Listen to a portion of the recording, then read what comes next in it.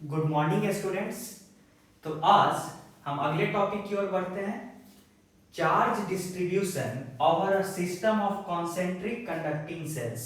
ठीक है, कहने का मतलब क्या हुआ ये समझिए। देखिए यहाँ पे हम क्या किए हैं, तीन कॉन्सेंट्रिक स्फेरिकल सेल्स बनाए हैं, तीन।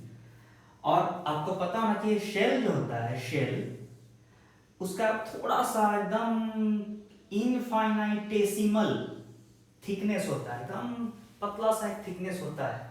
ठीक है, शेल के पास उसी थिकनेस को हम यहाँ दिखाए हैं। ठीक है, तो शेल कितने हैं यहाँ पे, एक दो तीन। ठीक है, अच्छा ये रहा तीनों कंडक्टिंग सेल्स, कंडक्टिंग। लेटर से अंदर वाले शेल पे टोटल चार्ज हम कैपिटल क्यू रख दिए, बाहर वाले पे 3Q रख दिए, और सबसे इस लास्ट आउटर मोस्ट वाले पे 4Q रख दिए चार्ज।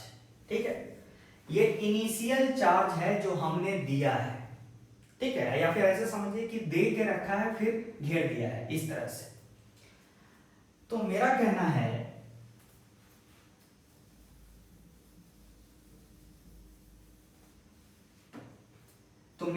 है कि अल्टीमेटली ये जो चार्जेज है किस तरह से रीअरेंज होंगे over the different faces of the shell.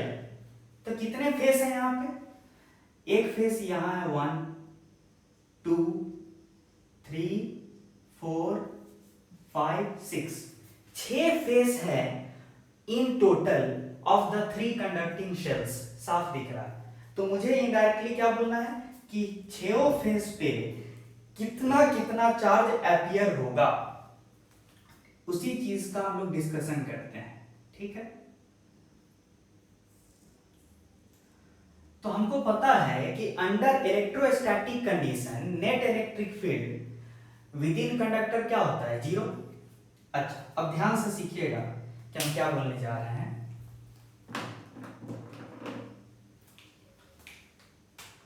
Let us से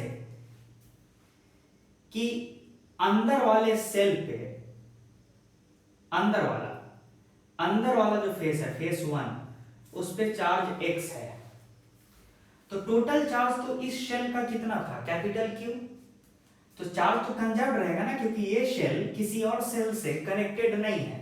तो इस सेल का जो टोटल चार्ज होगा वो तो कंजर्व रहेगा। तो अगर अंदर वाले फेस पे x है तो बाहर वाले फेस पे क्या होगा, Q माइनस एक्स। ठीक है, अच्छा अब देखिए ध्यान से कि आप तो जानते हैं ना कि under electrostatic condition net field within conductor zero होता है। तो यहां ध्यान दीजिएगा, एक गॉसियन सरफेस बनाइए, एक गॉसियन सरफेस बनाइए,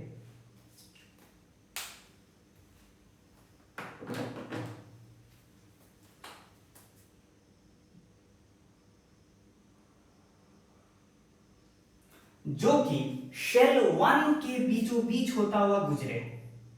मतलब थोड़ा सा और मोटा बनाते हैं सेल 1 को, तो दिखेगा आपको। हमने जो बोला वो क्या बोला कि लेटस से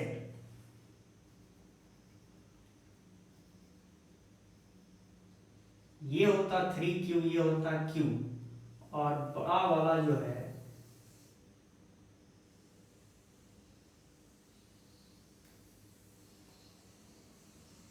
ये है 4Q। ठीक है, उसी सेटअप को मैंने बड़ा करके बना दिया है।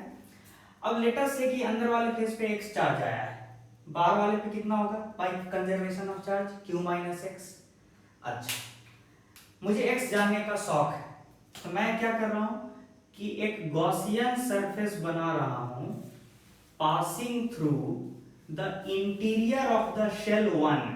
जो पहला सेल है, इनर मोस्ट सेल है, उसके अंदर से होता हुआ एक गॉसियन सरफेस बना है। लेकिन मुझे पता है कि electric field with in a conductor zero होता है अंडर इलेक्ट्रोस्टैटिक कंडीशन। ठीक है, तो तब तो बाय गॉस लॉ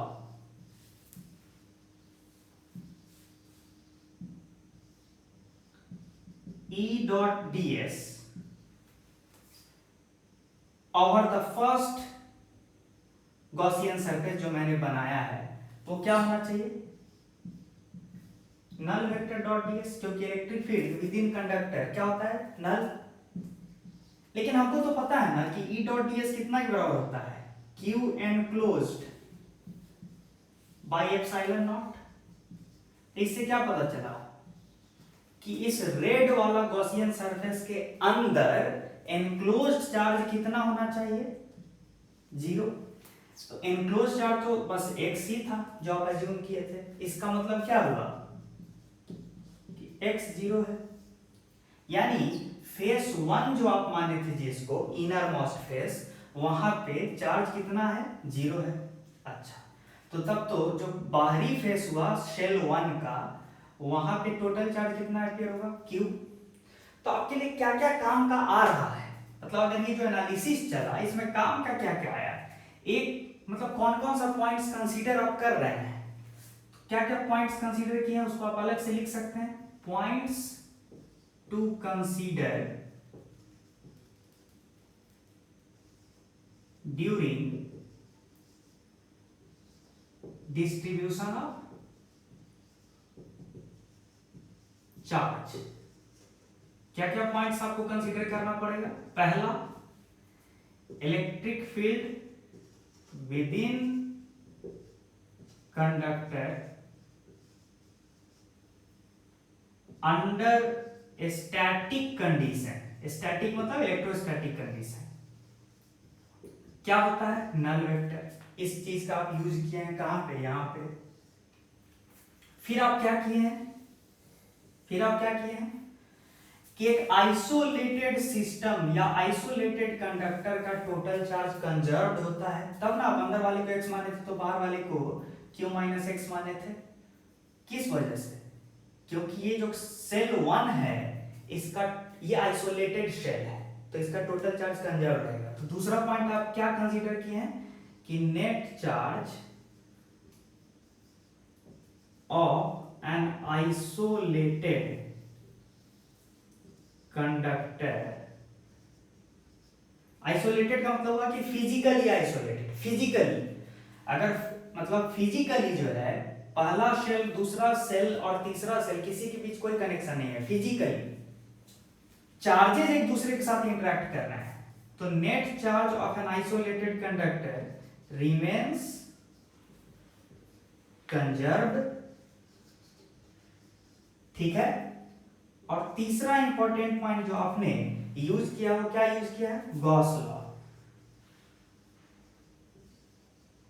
तो ये तीन पॉइंट्स जो है आपको कंसीडर करना है during deciding the distribution of charge over concentric shells, ठीक है। ये 0 आया, ये q आ गया। अच्छा, उसी लॉजिक से अब एक दूसरा गॉसियन सरफेस बनाइए, तो कौन सा, दूसरे शेल से होता हुआ, ये देखिए ये दूसरा गॉसियन सरफेस बना रहा है, और गॉसियन सरफेस कहां से क्रॉस कर रहा है, गॉसियन सरफेस जो है कंडक्टिंग शेल नंबर 2 के बीचों बीच होके गुजर रहा है। तो तब तो सेम लॉजिक जो अभी आप थोड़ा देर पहले लगाए थे गॉस लॉ का, किस पे लगाए थे, इस गॉसियन सरफेस पे, वही लॉजिक हम इस पे लगा देंगे दूसरे गॉसियन सरफेस पे। तो क्या लगाएंगे, E डॉट ds बराबर, फिर तो राम कहानी वही होगा, ये दूसरा जो गॉसियन सरफेस है ये कहां से गुजर रहा है, शेल 2 से, और शेल 2 के अंदर, शेल 2 भी तो आफ्टर ऑल कंडक्टर ही ना है, तो इस अंदर में कंडक्टर के अंदर में फील्ड क्या है, 0 है। तो फिर इसको आप बोल दीजिए गॉसियन सरफेस 2। तो हम गॉसियन सरफेस 2 पे लगा रहे हैं गॉस लॉ, तो फिर तो वही लगेगा E डॉट ds बराबर 0 dot ds null vector dot ds by Gauss law on second Gaussian surface. तो E डॉट ds 0 आ गया, तो फिर enclosed charge by epsilon naught क्या आएगा, 0। तो बताइए, तो ये दूसरा गॉसियन सरफेस जो है इसके अंदर एनक्लोज्ड चार्ज क्या क्या है, तो एक तो ये तो था नहीं, ये क्यों हुआ, इस पे बोल दीजिए y है इनर फेस पे, टोटल चार्ज कंजर्व रहना चाहिए शेल 2 का। तो अगर टोटल चार्ज 3q था, अंदर आप माने हैं y, तो बाहर क्या होगा 3q प्लस y। आप जो अभी प्रूफ किए हैं सेकेंड गॉसियन सरफेस पे गॉस लॉ लगा के, क्या प्रूफ किए हैं कि नेट एनक्लोज चार्ज 0 होना चाहिए। ठीक है, तो नेट एनक्लोज चार्ज क्या होगा इस गॉसियन सरफेस के अंदर, एक कैपिटल Q और एक Y है। तो इसका मतलब आप क्या लिखिएगा, कैपिटल Q प्लस Y बराबर 0। दिस इंप्लाइज दैट Y बराबर माइनस Q। मतलब इस गॉसियन सरफेस के अंदर भी नेट एनक्लोज चार्ज क्या आना चाहिए था, 0। उस लॉजिक से यहाँ कैपिटल Q है तो यहाँ माइनस कैपिटल Q होना चाहिए, आप डायरेक्ट भी लिख सकते थे। अब लॉजिक लगाइए एकदम वही लॉजिक से, y डिसाइड हो गया, ये माइनस कैपिटल Q है, तो यहां क्या हो जाएगा 4 कैपिटल Q। भाई यही ना होगा, यहां माइनस Q है, टोटल चार्ज 3Q रहना चाहिए, तो फिर बाहर कितना आएगा 4Q, तब ना टोटल चार्ज 3Q रहेगा बाय कंजर्वेशन ऑफ चार्ज। अच्छा, फिर तीसरा गॉसियन सरफेस कहां से पास होता हुआ, तीसरे सेल से, और इस पे गॉस लॉ लगाएगा तो फिर वही राम कहानी कि इस सरफेस के अंदर नेट एनक्लोज चार्ज क्या आना चाहिए 0। तो यहां तो नेट चार्ज 0 है ही, ये 4Q है, तो पक्का इनर फेस पे कितना आना चाहिए -4Q, तभी ना नेट चार्ज एनक्लोज्ड 0 होगा।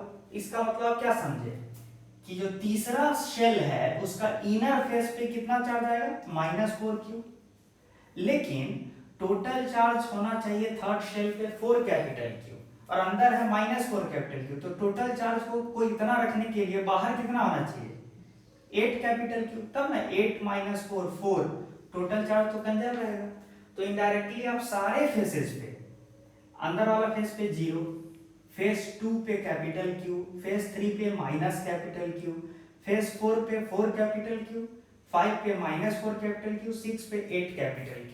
तो आप इनडायरेक्टली चार्ज डिस्ट्रीब्यूशन के बारे में कमेंट कर दिए ना सारे फेसेस पे। ठीक है, तो ये पॉइंट्स को ध्यान में रखते हुए जो पॉइंट्स हुआ है यहाँ पे, इसको ध्यान में रखते हुए आपने चार्ज डिस्ट्रीब्यूट किया है, यही कॉमन टेक्निक है। ठीक है, इसको आप ध्यान रखिएगा।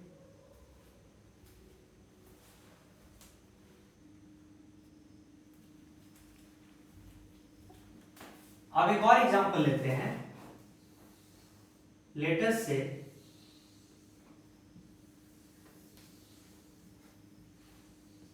हमारे पास 2 कंडक्टिंग शेल है, 2, इस पे 4Q डाल दिए, इस पे 8Q डाल दिए। ये 4Q टोटल चार्ज बताता है, फाइनल डिस्ट्रीब्यूशन ऑफ चार्ज नहीं बताता है। ये 8Q भी टोटल चार्ज बता रहा है ऑन द कंडक्टिंग शेल 2। ठीक है, अब वही लॉजिक जो पिछला बार यूज किए थे, अंदर में 0, कितना चार्ज आएगा 0, किस तरीके से गॉस लॉ लगा के, टोटल चार्ज कंजर्व रहना चाहिए क्योंकि ये शेल 1 जो है आइसोलेटेड है, फिजिकली आइसोलेटेड है, इलेक्ट्रिकली तो एक दूसरे से इंटरेक्ट करेगा ही, लेकिन फिजिकली आइसोलेटेड है, तो टोटल चार्ज कंजर्व रहना चाहिए। तो 0, यहाँ 4Q थे, इस पे 4Q रहा, फिर यहाँ 4Q हो तो यहाँ क्या होगा -4Q। याद आ रहा है वही टेक्निक। और टोटल चार्ज कंजर्व रहना चाहिए इस पे शेल 2 पे, तो यहाँ -4Q है, तो यहाँ कितना आना चाहिए 8Q प्लस 4Q यानी 12Q, तब ना नेट चार्ज कितना होगा 12 - 4 नेट, तब ना 8 रहेगा। तो ये लॉजिक तो ठीक है। हम क्यों ये सवाल दिए हैं, इसका पर्पस चार्ज को डिस्ट्रीब्यूट करना नहीं था मेन, ये तो ऐसे ये तो करना जरूरी था as a first step. Later से कि पहले वाले का रेडियस R1 है, पहला शेल का, और दूसरा सेल का रेडियस R2 है, और किसी ने पूछ दिया कि right the total potential energy of the given configuration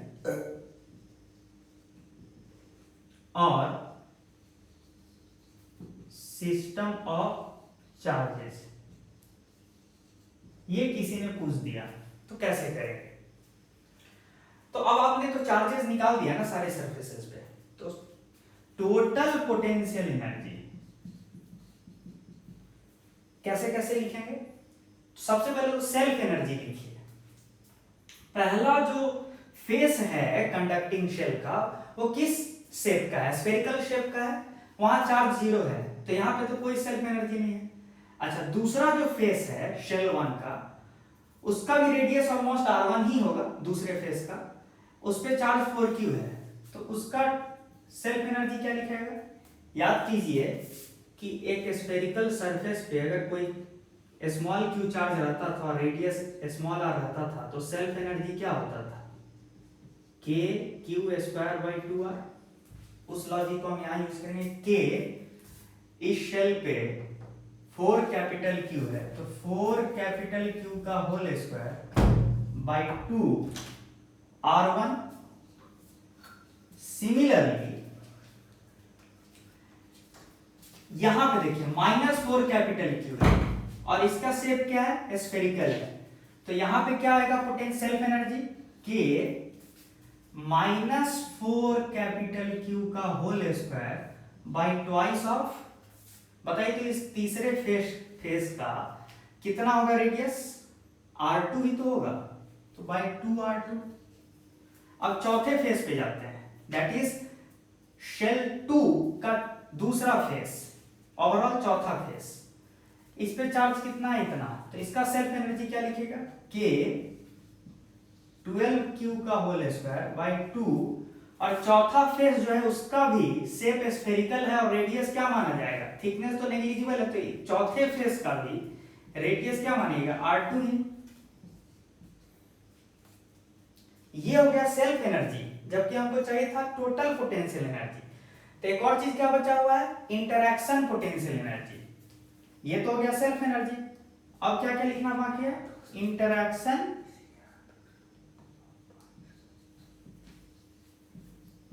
potential energy.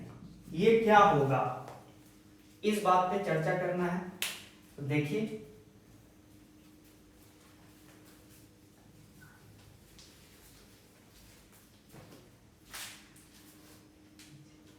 Interaction potential energy कैसे लिखेंगे? तो कौन कौन से सिस्टम ऑफ चार्जेज है जो इंटरैक्ट कर रहा है? जीरो तो किसी क्या जीरो है, तो इसका इंटरैक्शन पोटेंशियल क्या लिखेंगे? जीरो।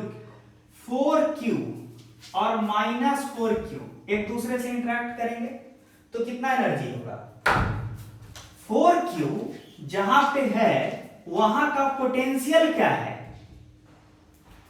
जहां पे 4Q है ये वाला, वहां का पोटेंशियल क्या है? देखिए, तो एक तो -4Q की वजह से यहां पोटेंशियल होगा, कितना होगा? Potential at the location of 4Q due to -4Q, तो पोटेंशियल ड्यू टू -4Q कितना हो जाएगा? जो यहां सरफेस पे होगा ना, फेस 3 पे जो होगा, फेस 3 पे जो पोटेंशियल होगा वही सेल के अंदर हर जगह पोटेंशियल होगा ड्यू टू -4Q। भाई आप पढ़े हैं ना कि एक स्फेरिकल सरफेस पे अगर Q चार्ज है तो उसके अंदर हर जगह जो पोटेंशियल होता है due to this Q charge same ही होता है, और कितना होता है बताइए? K small q by radius r। Similarly -4Q charge इस स्फेरिकल सरफेस पे है, तो इसके अंदर potential due to -4Q constant होगा, और कितना होगा? -K4Q बाई इसका रेडियस क्या है? R2। ये तो हो गया potential due to -4Q at the location 4Q। अच्छा, similarly potential due to 12Q क्या होगा? पोटेंशियल ड्यू टू 12Q कहां पे? कहां पे? इस आउटर मोस्ट सरफेस पे जो 12Q है उसकी वजह से यहां पे जहां पे 4Q चार्ज रखा है वहां का पोटेंशियल क्या होगा?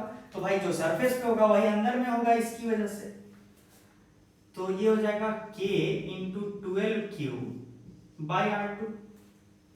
यानी शॉर्ट में बोला जाए तो total potential due to -4Q and 12Q कितना हो जाएगा? यहां पे 4Q के पास नेट पोटेंशियल कितना हो जाएगा? ये होगा। और potential at the location of 4q multiplied by charge itself gives me interaction potential energy. किसका? इस 4q का। किस किस के साथ? इसके साथ और इसके साथ। ठीक है, तो कितना हो जाएगा? इंटरैक्शन पोटेंशियल एनर्जी बराबर 4q multiplied by k into 8q by R2। लेकिन अब ध्यान देने वाली बात यह है कि ये इंटरैक्शन एनर्जी किस किस के इंटरैक्शन के बीच का है? 4q -4q और 4q 12q। ठीक है, इसका इसके साथ और इसका इसके साथ, तब ना ये वी नेट कोई एक की वजह से नहीं है, वी नेट इसकी इसकी दोनों की वजह से है। तो मतलब शॉर्ट में ये जो इंटरैक्शन पोटेंशियल एनर्जी है वो इसके इंटरैक्शन की वजह से है और इसके इंटरैक्शन की वजह से है। ठीक है, लेकिन एक और इंटरैक्शन अभी इंटरैक्शन एनर्जी वाला टर्म छुपा हुआ है। कौन सा? -4q और 12q भी तो आपस में इंटरैक्ट करेंगे। उसका एनर्जी कैसे लिखेंगे? तो -4q मल्टीप्लाइड बाय, यानी charge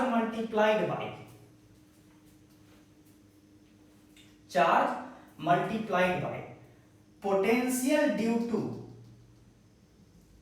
12q, charge multiplied by potential due to 12q at this location. तो भैया 12q की वजह से जो सरफेस पे पोटेंशियल होगा वही इसके अंदर भी होगा। तो कितना हो जाएगा? तो -4q multiplied by k into 12q यानी kq डिवाइडेड बाई R2। ठीक है, तो ये हो गया, इसको आप टोटल सम कर लीजिए। तो ये हो गया आपका इंटरैक्शन पोटेंशियल एनर्जी। तो टोटल पोटेंशियल एनर्जी क्या होगा? Interaction potential energy plus this self energy. ठीक है ना, टोटल पोटेंशियल एनर्जी क्या था? Self energy plus interaction potential energy. और इंटरैक्शन पोटेंशियल एनर्जी जो है आप यहां पे निकाले हैं। ठीक है, तो मेरा कहने का मतलब है कि आप इस तरह से potential energy of a system of charges distributed over concentric spherical shells निकाल सकते हैं। तो ये एक पॉइंट हो गया। ठीक है,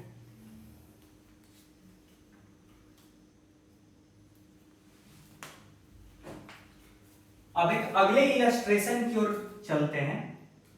लेट अस से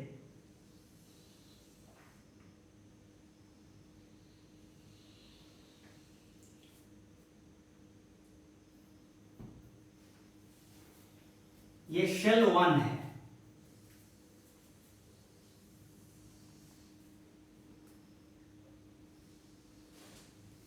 ये शेल 2 है और ये शेल 3 है। शेल का थिकनेस बहुत नेग्लिजिबल होता है, लेकिन बस क्लैरिटी के पॉइंट ऑफ व्यू से इतना इतना मोटा दिखा रहे हैं। ठीक है, ये 3 शेल है, तीनों का रेडियस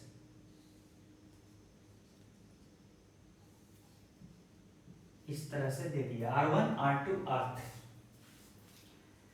ठीक है, इस पे Q, इस पे 2Q, इस पे 3Q, इस तरह से चार्ज हमने दे दिया। ये नेट चार्ज हुआ, नेट चार्ज। एक और चीज देखिए, थोड़ा मॉडिफिकेशन है कि इनर मोस्ट शेल और आउटर मोस्ट शेल के बीच एक कंडक्टिंग वायर है,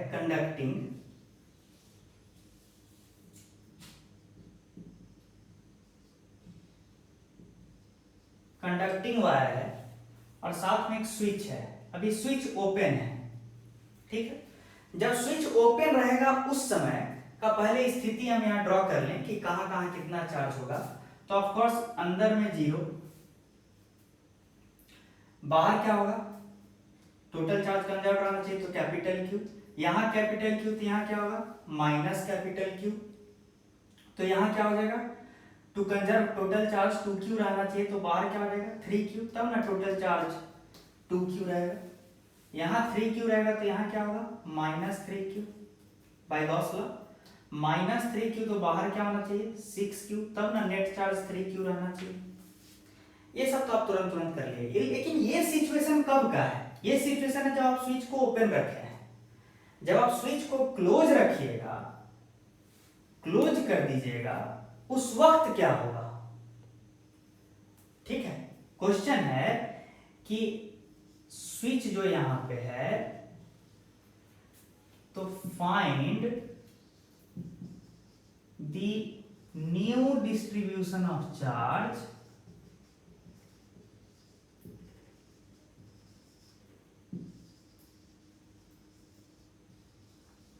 आफ्टर क्लोजिंग स्विच, ये क्वेश्चन है। तो एक चीज तो कॉमन सेंस वाली बात है कि चार्ज जो है कब तक फ्लो करेगा, इनर मोस्ट से आउटर मोस्ट की तरफ या फिर आउटर मोस्ट से इनर मोस्ट की तरफ, वो तो हम पता कर लेंगे कि किधर से किधर गया है चार्ज। एक बार बताइए कि चार्ज कहां से कहां फ्लो करता है, हायर पोटेंशियल से लोअर पोटेंशियल की तरफ, और कब तक फ्लो करता है, जब तक कि पोटेंशियल जहां से चल रहा है चार्ज और जहां तक जा रहा है दोनों के बीच का पोटेंशियल सेम ना हो जाए। मतलब पोटेंशियल ऑफ शेल 1 और पोटेंशियल ऑफ शेल 3 दोनों का जब तक पोटेंशियल बराबर नहीं हो जाएगा तब तक चार्ज का फ्लो होगा, ठीक है। तो चलिए लेटेस्ट से कि अब तो नया डिस्ट्रीब्यूशन ढूंढना है भाई, तो नया डिस्ट्रीब्यूशन कैसे ढूंढेंगे, नया डिस्ट्रीब्यूशन ऑफ चार्ज कैसे ढूंढेंगे, ये देखिए दिमाग में क्या रखते हुए कि शेल 1 और शेल 3 का पोटेंशियल अल्टीमेटली क्या होगा, सेम होगा कि नहीं, क्योंकि इसको एक कंडक्टिंग वायर से जोड़ दिए हैं, तो जो पोटेंशियल इसका होगा अल्टीमेटली वही पोटेंशियल इसका होगा, और नहीं होगा तो तब तक चार्ज का फ्लो होता रहेगा, और चार्ज का फ्लो एक समय ऐसा हो जाएगा कि दोनों का पोटेंशियल सेम हो जाए, ठीक है। तो हम निकालना शुरू करते हैं।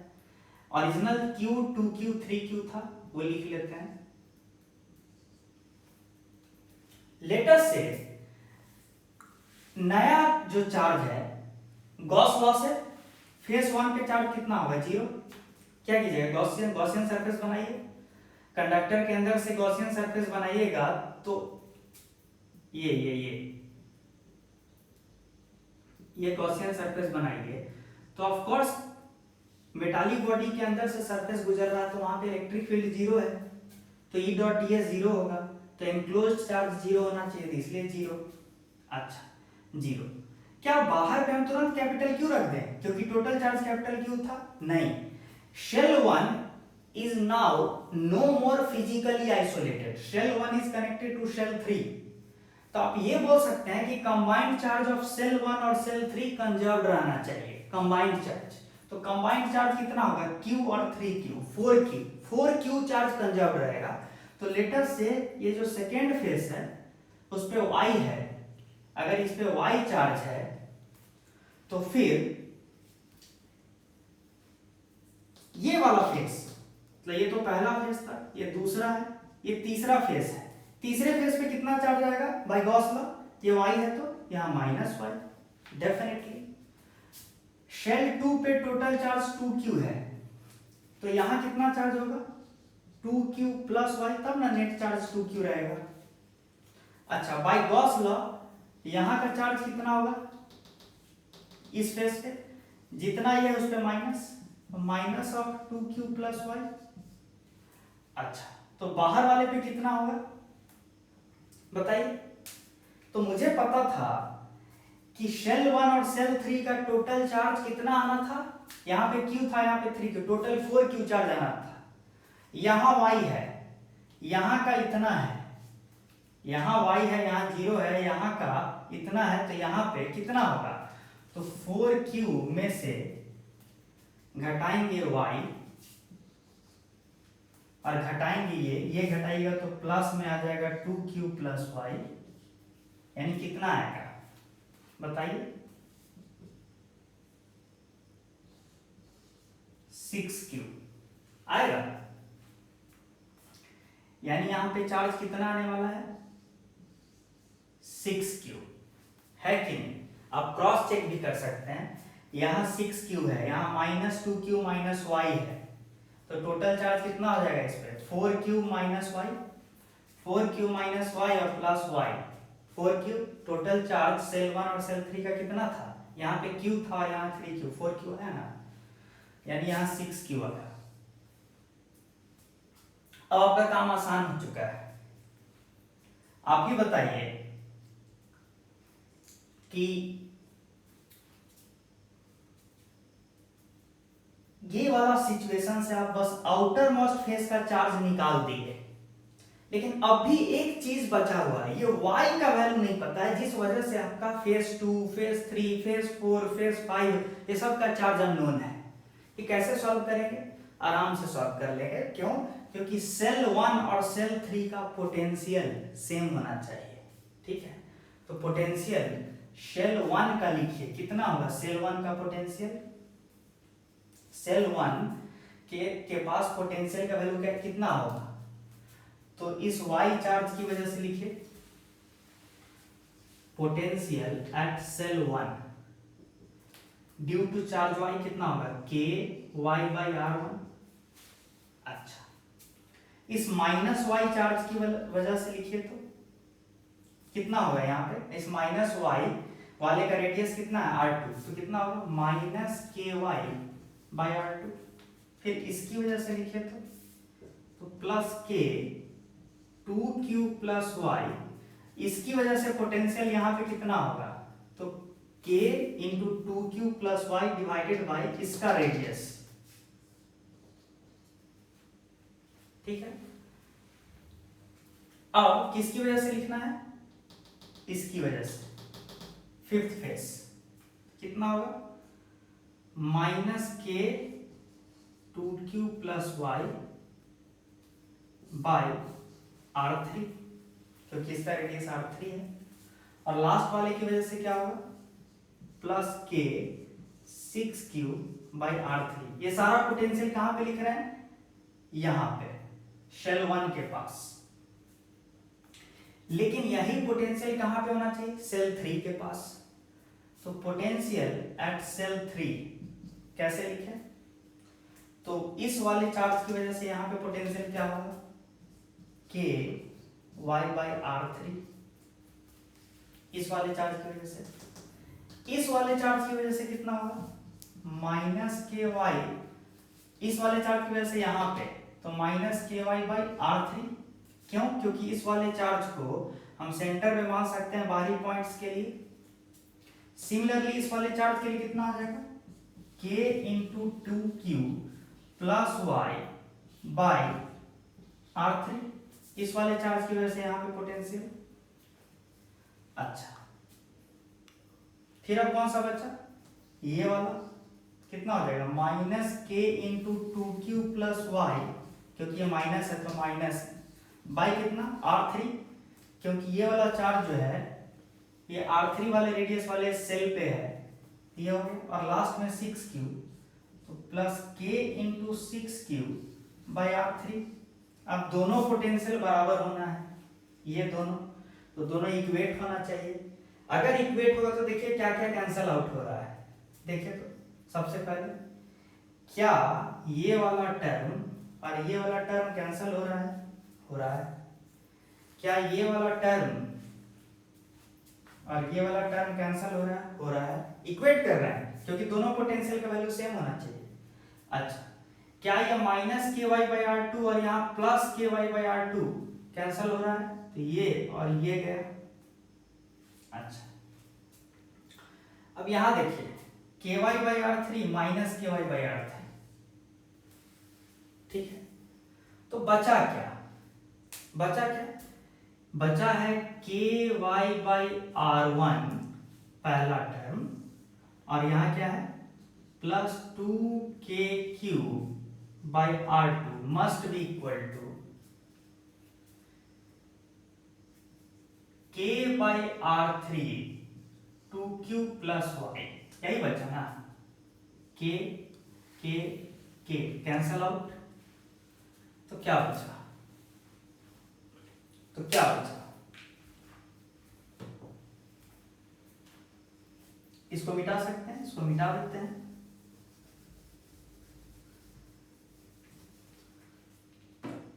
तो बचा क्या,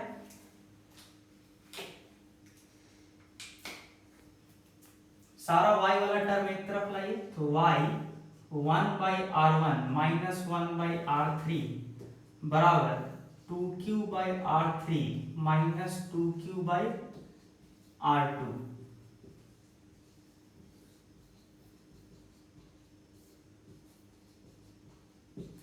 इधर देखिए y r3 माइनस r1/r1r3,